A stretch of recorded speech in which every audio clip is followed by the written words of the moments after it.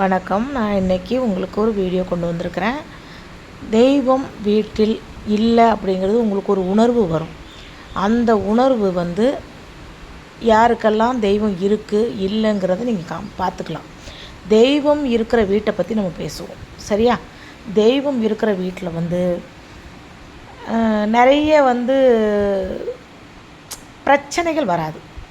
பிரச்சனைகள் வந்தாலும் சாந்தமான நிலையாக போயிடும். அங்கே தெய்வம் இருக்குதுன்னு அர்த்தம். தெய்வம் இருக்கிற வீட்டுக்கு என்ன உயிரினங்கள் வரும் அப்படிங்கிறத நீங்கள் பார்க்கணும். இந்த வீடியோவை ஸ்கிப் பண்ணாமல் பாருங்கள்.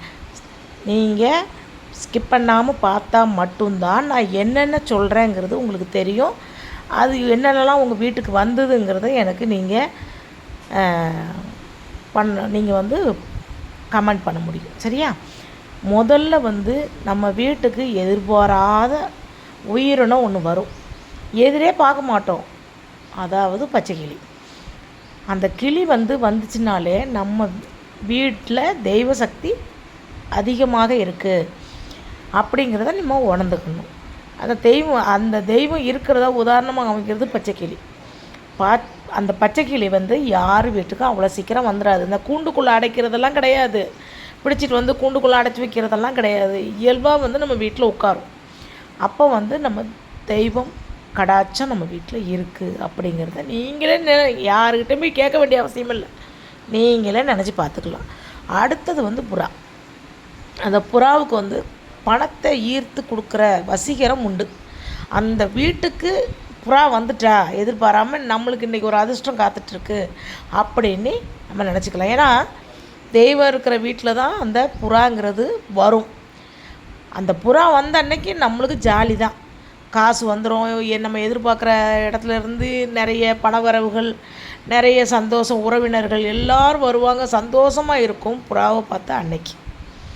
அந்த புறாவை நீங்கள் பார்த்துட்டு சொல்லுங்களேன்.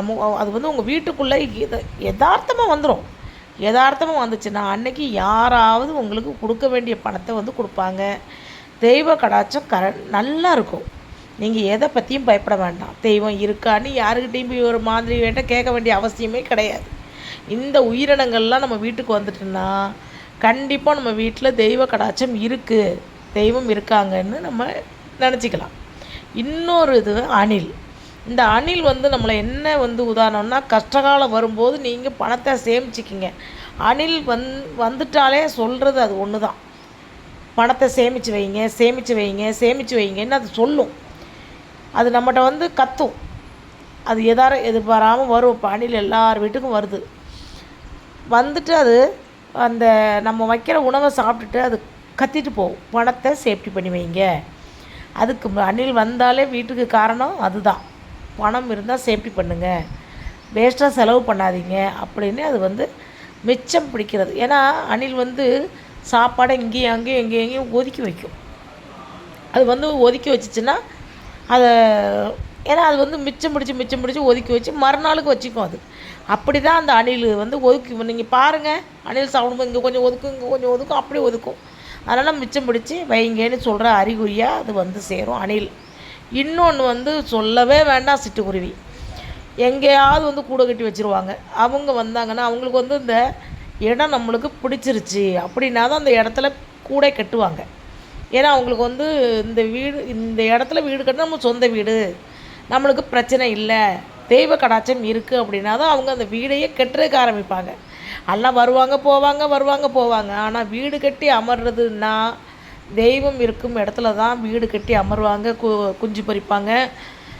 அவங்க அதாவது இனப்பெருக்கம் அதிகமாகிறது அந்த நம்ம அம்மா நம்ம சாமி சக்தி இருக்குது அப்படிங்கிறத உணர்தல். இன்னொன்று மைனா. அது சட்டுன்னு போயிடும், உங்களுக்கே தெரியும். ஆனால் அந்த மைனாவை நம்ம வீட்டுக்கு வருதுன்னா தெய்வ கடாட்சம் 100% நம்ம வீட்டில் இருக்குது, நம்ம எந்த இதுக்கும் கவலைப்பட வேண்டாம் அப்படின்னு நீங்கள் நினச்சிக்கலாம், சரியா? இந்த வீடியோவை பார்த்துட்டு உங்கள் வீட்டுக்கு எந்தெந்த உயிரினெல்லாம் வருது அப்படின்னு எனக்கு கமெண்ட் பண்ணுங்கள். என்னுடைய வீடியோவை ஸ்கிப் பண்ணாமல் பாருங்கள். முதல்ல சப்ஸ்கிரைப் பண்ணிவிட்டு பாருங்களேன். என் வீடியோவில் நான் எனக்கு தெரிஞ்ச தகவல், நான் உணரக்கூடிய தகவலை உங்களுக்கு நான் சொல்கிறேன். தயவு செய்து என்னுடைய வீடியோவுக்கு ஒரே ஒரு லைக் பண்ணிவிட்டு கமெண்ட் பண்ணிவிட்டு அடுத்தவங்களுக்கு இந்த வீடியோவை ஷேர் பண்ணுங்கள்.